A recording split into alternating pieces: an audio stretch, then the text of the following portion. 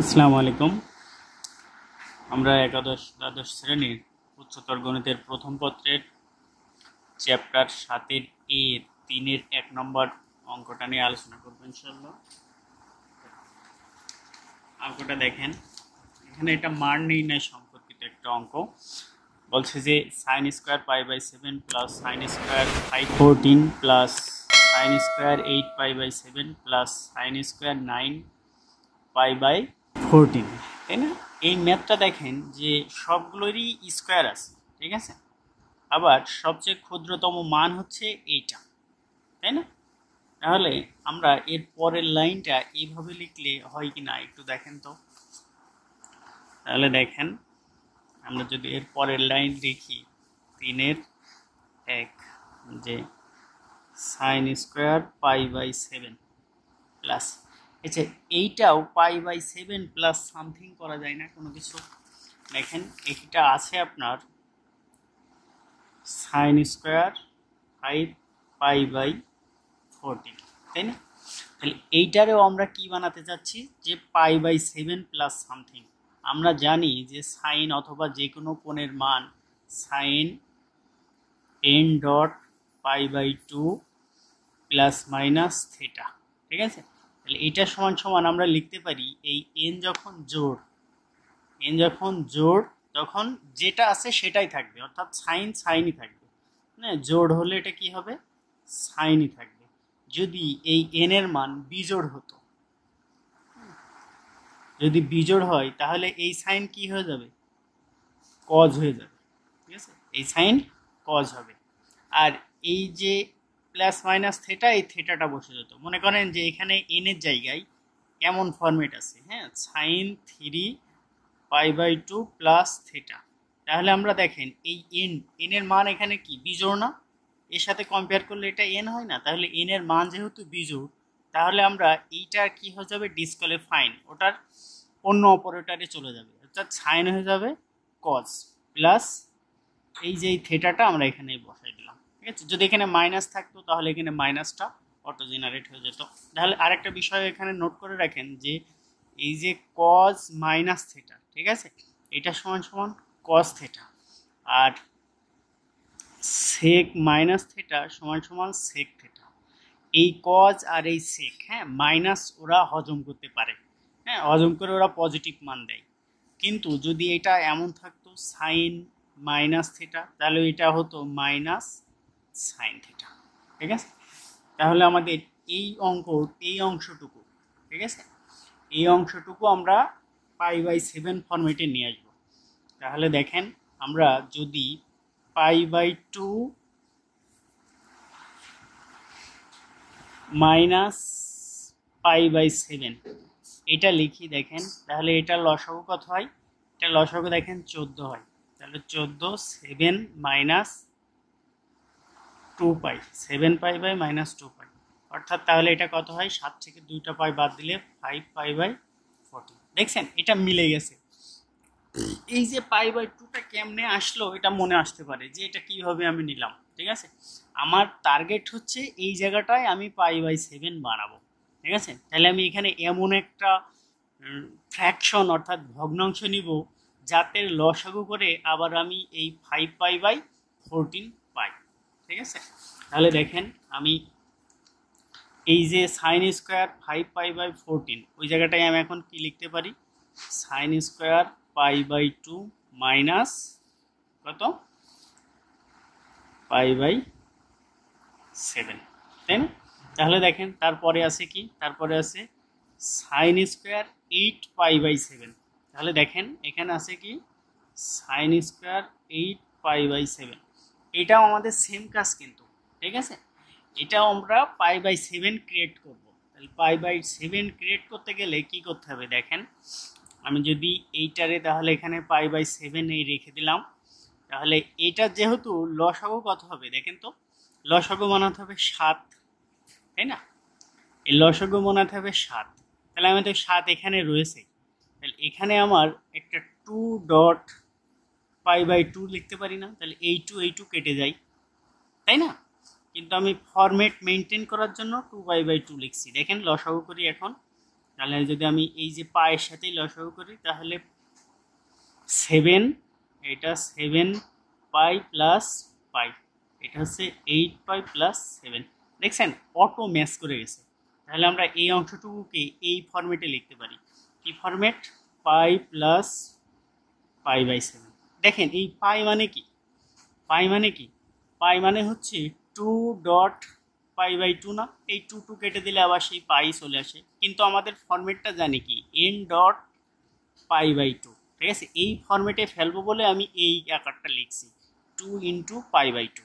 ঠিক আছে, তাহলে দেখেন আমি এখানে লিখতে পারি 2 into pi by 2 plus pi by 7। আর একটা অংশ আছে দেখেন 9 পাই বাই, তাই না? আর একটা আছে কি, ওটা সাইন স্কোয়ার 9 পাই প্লাস 14। তাহলে দেখেন এখানে 14 বানাতে হবে। আর আমাদের একটা ফিক্সড কি? ফিক্সড হচ্ছে আপনার পাই বাই 7। তাহলে বলেন তো এখানে আমার পাই বাই 2 আসবে অটো, কারণ এখানে লসাগু যেহেতু 14, আমার 14 ম্যাচ করাতে হবে। তাহলে আমি এই 14 লিখলাম এখানে। তাহলে দেখেন আমি যদি এখানে প্লাস দিই এবার মিলে যাবে। দেখেন 7 পাই প্লাস 2 2 পাই, 7 আর 2 কত? 9 পাই বাই 14। দেখছেন অটো ম্যাচ করে গেছে। এইভাবে একটু ক্রিয়েটিভিটি কাটায় এটা ম্যাচ করাতে হবে। তাহলে আমি ওই অংশটুকু যদি এখানে লিখি তাহলে কি লিখতে পারি? Sine square pi by 2 plus pi by 7। তাহলে দেখেন এর পরের লাইনটা আমি এইভাবে লিখতে পারি sine square pi by 7 plus, এখন দেখেন এটা বলছিলাম যে এটার এই ফরম্যাটে থাকতে হবে, তাই না? তাহলে এটা এই ফরম্যাটে আছে সাইন, এখানে কি আছে? কোনো কিছু নাই মানে 1 আছে, 1 dot pi by 2 minus pi by 7, তাই না? তো এটা কার সাথে কম্পেয়ার করব? এটা কম্পেয়ার করব sine n dot pi by 2 plus minus theta, তাই না?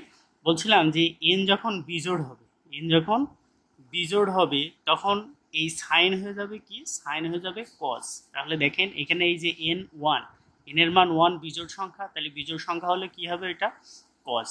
তাহলে কস হয়ে কি হবে? এটা কস, এই যে এই মানটা, তাহলে কস মাইনাস পাই বাই 7। আর একটা কথা বলছিলাম দেখেন যে কস মাইনাস থেটা সমান সমান কি? Cos theta. তাহলে আমরা এই অংশটুকু সমান সমান লিখতে পারি কি?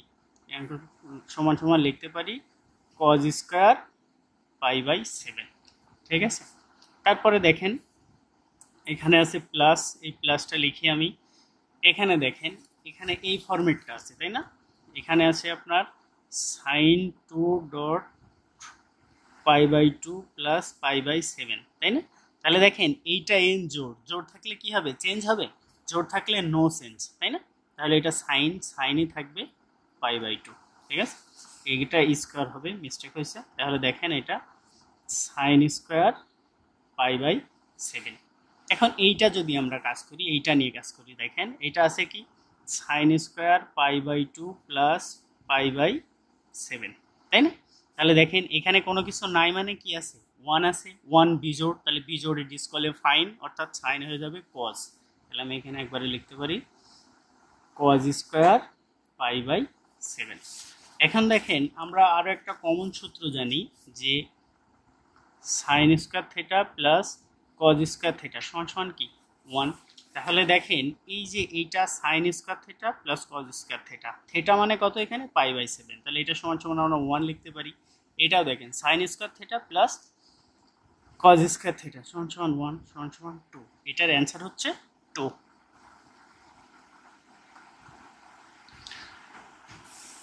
আমরা যদি পাশের 2 নম্বর অঙ্কটা দেখি, দেখেন বলছে যদি সাইন থেটা ইকুয়াল 5/13 এবং এখানে একটা রেঞ্জ দেওয়া আছে, হ্যাঁ, যে থেটার মান কত হবে? থেটার মান পাই বাই 2 থেকে পাইয়ের মধ্যে হবে, তবে এই যে tan theta plus sec minus theta divided by cot theta plus cosec minus থেটার মান নির্ণয় করতে হবে। ঠিক আছে, সেক্ষেত্রে আমাদের করণীয়টা দেখেন, সেক্ষেত্রে আমরা এই যে সাইন, তাই না? তাহলে দেওয়া আছে, আমরা এখানে লিখতে পারি দেওয়া আছে সাইন থেটা সমান সমান পাই বাই 13। আমরা জানি এটা একটা সমকোণী ত্রিভুজের সাথে কম্পেয়ার হয়, তাই না? সমকোণী ত্রিভুজের সাথে সাগরের লবণ অনেক, তাহলে এটা লম্ব আর অনেক থেকে অতিভুজ, তাই না? তাহলে লম্ব বাই অতিভুজ, তাহলে লম্ব বাই অতিভুজ। তাহলে আমাদের এই অংশটুকুর মান কত, এই ভূমির মান কত? আমরা পিথাগোরাসের সূত্র অনুসারে জানি যে অতিভুজ স্কোয়ার সমান সমান লম্ব স্কোয়ার, এটারে যদি প্লাস এক্স ধরি তাহলে এক্স স্কোয়ার, তাহলে এটার ভ্যালু হবে কত? 13-এর যদি আপনি স্কোয়ার করেন 169 হয়, তাই না?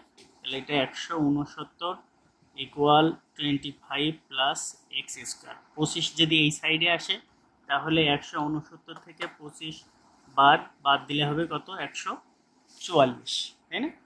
144 সমান সমান এক্স স্কোয়ার। তাহলে এক্স এর রুট স্কোয়ার এই সাইডে আসলে রুট হবে, আর 144-এর রুট করলে হয় 12, অর্থাৎ এক্স সমান সমান 12, অর্থাৎ এইটার মান হচ্ছে 12। এখন দেখেন এখানে আমাদের মান লাগবে কার কার? এখানে মান লাগবে ট্যান, সেক, কট আর কোসেকের, তাই না? সেক্ষেত্রে আমাদের একটা এখানে এই যে রেঞ্জটা দিয়ে থাকার কারণে আমাদের মান বসাতে একটু সমস্যা হতে পারে। দেখেন আমরা জানি যে এটা 4টা ঘর, এটা প্রথম চতুর্ভাগ, এটা দ্বিতীয়, এটা তৃতীয়, এটা চতুর্থ। আমরা জানি এখানে অল প্লাস প্রথমটাই, কিন্তু এইটা কত বলেন তো? এটা রেঞ্জ হচ্ছে 0 থেকে π/2, আবার এইটা π/2 থেকে পাই, আবার এটা π/2 থেকে 3π/2, তাই না? তাহলে দেখেন এই যে এখানে যে এই যে রেঞ্জটা দেওয়া আছে, হ্যাঁ, রেঞ্জ দেওয়া আছে কি π/2 থেকে পাই, তাই না? তার মানে এই যে এই ঘরটা, তাহলে এই ঘরটা কার কার ঘর? এই ঘরটা হচ্ছে সাইন আর কোসেকের ঘর, আর বাদ বাকি যারা আসবে সব কি ডিসকোয়ালিফাইং, অর্থাৎ মাইনাস হবে। তাহলে দেখেন এখানে ট্যান আসলে ট্যান কি হবে? ট্যান মাইনাস হবে। এখানে সেক আছে, সেক আসলে কি হবে? মাইনাস হবে। কট আছে, কট আসলে মাইনাস হবে, কিন্তু এই কোসেকের বেলায় কি হবে? প্লাস হবে। অর্থাৎ যা যা ভ্যালু আসবে আমরা তার কি করব? মাইনাস বসাবো, ঠিক আছে? সেক্ষেত্রে দেখেন আমরা এখন যদি মান লিখি এখানে, যেহেতু আমাদের ট্যানের মানটা এখানে লাগবে, তাহলে আমরা লিখি এখানে দেখেন ট্যান থেটা সমান সমান কি? টেরা লম্ব বাই ভূমি। তাহলে লম্ব কত? লম্ব হচ্ছে 5, লম্ব বাই ভূমি কত? ভূমি হচ্ছে 12। এখন দেখেন এই ট্যান কি হবে? ট্যান ডিসকোয়ালিফাইং হবে না, কারণ এর এই দ্বিতীয় চতুর্ভাগ ইন্টিগ্রেট করেছে ওর রেঞ্জটা, কিন্তু এই দ্বিতীয় চতুর্ভাগটা কার না? ট্যানের না, সেহেতু আমরা এখানে একটা মাইনাস বসাবো। তারপরে দেখেন আমার লাগবে সেক, তাই না?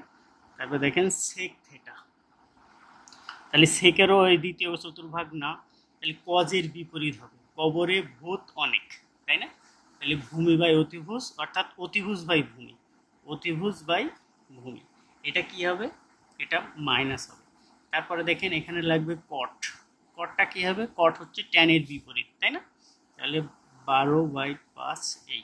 আরেকটা কার মান লাগবে? আরেকটা মান লাগবে কোসেকের মান লাগবে। কোসেক কিন্তু এখানে প্লাস, ঠিক আছে, কারণ দ্বিতীয় চতুর্ভাগটা কোসেকেরই। কোসেক হচ্ছে সাইনের বিপরীত, অর্থাৎ 13/5।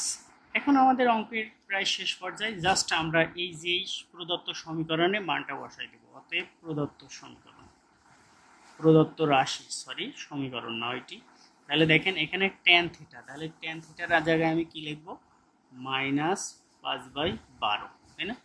প্লাস সেক থিটা, তাহলে দেখেন সেকের মান কত? -13/12 ডিভাইডেড বাই কট হচ্ছে -12/5, আর কোসেক হচ্ছে কত? কোসেক হচ্ছে 13/5, তাই না? তাহলে কোসেক এই যে সামনে মাইনাস আছে বলে ও মাইনাস হজম করে সামনে দিয়ে দেবে, ঠিক আছে? এই যে সেকের এখানে মাইনাস হয়নি কেন বলেন তো? সেক মাইনাস হজম করতে পারে, সেটা প্রথমে বলছিলাম। হজম করতে পারে কে? হজম করতে পারে হচ্ছে কজ আর সেক, সেহেতু এটা হজম করে প্লাসই দিছে, সেজন্য মাইনাস হয়েছে। আর এই মাইনাসটা কি দেবে? এটা মাইনাস বের করে দেবে, তাহলে মাইনাস আর এই কজের মান হচ্ছে প্লাস, তাহলে -13/5। এখন যদি জাস্ট আমরা একটু লসাগু করি, দেখেন যদি এটা লসাগু করি তাহলে উপরের লসাগু হচ্ছে 12, তাই না? তাহলে -5 -13, নিচে হচ্ছে 5 -12 -13। আমরা যদি আর একটু আগাই দেখেন তাহলে -5 থেকে -13 মাইনাস, তার মানে মাইনাসে মাইনাসে যোগ হবে।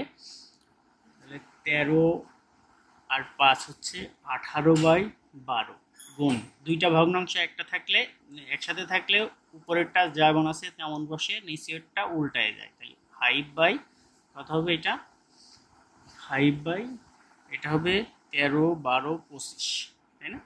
তাহলে আমরা যদি একটু কাটাকাটি করি তাহলে অ্যান্সার চলে আসবে 1 5 থেকে 5 5 5 25, আর এটা 3 6 18, 3 দুগুণি 6, অর্থাৎ 3/10। হ্যাঁ, এইটা অ্যান্সার। দেখেন আমরা যদি 5-এর 3 নম্বর অঙ্কটা দেখি, তো এইটা 2 নম্বর অঙ্করই অনুরূপ। এখানে আছে কি দেখেন tan থিটা, তাই না? তাহলে দেওয়া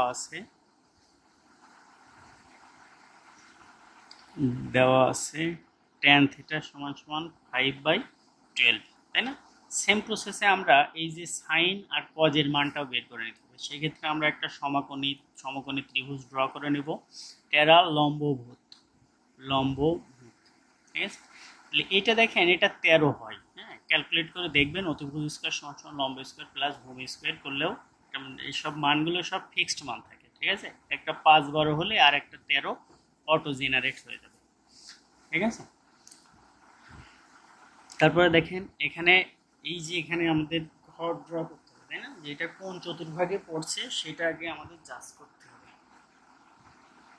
দেখেন এখানে রেঞ্জ দেওয়া আছে, কি রেঞ্জ দেওয়া আছে পাই থেকে 3π/2, অর্থাৎ এই দেখেন এই ঘরটাই, তাই না? এই ঘরটা এই তৃতীয় ঘর।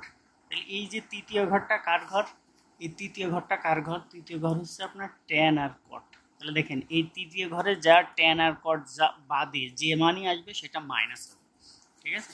তাহলে দেখেন এই সাইন আছে এখানে কজ আছে, উভয়ই কি হয়ে যাবে, মাইনাস হবে কিন্তু, ঠিক আছে? তাহলে আমরা এখন যদি সাইন থিটা লিখি, অতএব সাইন থিটা, সাগরের লবণ অনেক, লম্ব বাই অতিভুজ, লম্ব হচ্ছে 5, অতিভুজ হচ্ছে 13, যেহেতু অন্যের ঘরে গেছে রেঞ্জ ভিন্ন সেহেতু এই জায়গায় হবে মাইনাস। আবার দেখেন আমি যদি কজের মানটা নির্ণয় করি, কস থিটা, কবরে ভূত অনেক, ভূমি বাই অতিভুজ, তাহলে ভূমি বাই এই অতিভুজ। এখন দেখেন আমরা জাস্ট অঙ্কটা যদি বসাই, অতএব প্রদত্ত রাশি